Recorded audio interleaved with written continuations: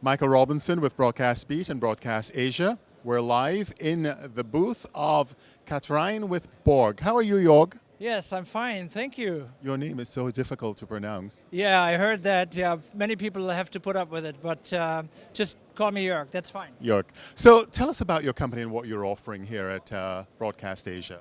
Yeah, Kathrein has been a market leader in antennas, both in the wireless space, but here we are representing the broadcast business. We've been in the broadcast business since the 1950s, and we've been building antennas in 140 countries. So we have now more than 7,000 installations in the world, and those large installations like here in Switzerland, this is what we do.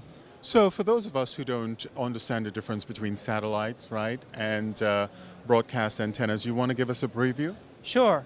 So these antennas are for terrestrial reception, so you can get your signal via satellite cable or via a terrestrial signal. And terrestrial has been sort of the origin of broadcast, and now is still one of the main important reception paths. Mm-hmm. So tell me about the radio platform, because now we know that television, the internet, social media, these platforms are becoming very prominent these days in terms of how people get their message across. How do you feel the radio market is handling antennas and that sort of infrastructure? Well, obviously the broadcast and radio market is getting much more diverse.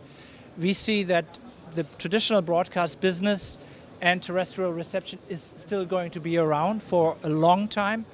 Many countries still want to have a terrestrial signal because it's very cheap, very spectrum effective, and this is why we think we are going to be around for a while. Wonderful, that's good to hear, because I'm in radio and I certainly love the platform.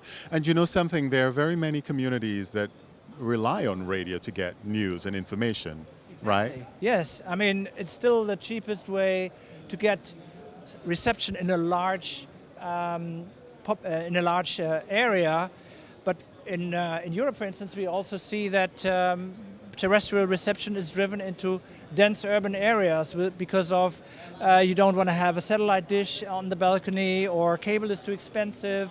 So terrestrial is a real alternative, and again, it's very spectrum efficient, and from that perspective, relatively cheap compared to other transmission path. Joerg, thank you so very much. You're with Kathrein, and congratulations to your company on 100 years of being in the business. Good for you. 100 years, yeah, thank you very much. I'm Michael Robinson with Broadcast Beat.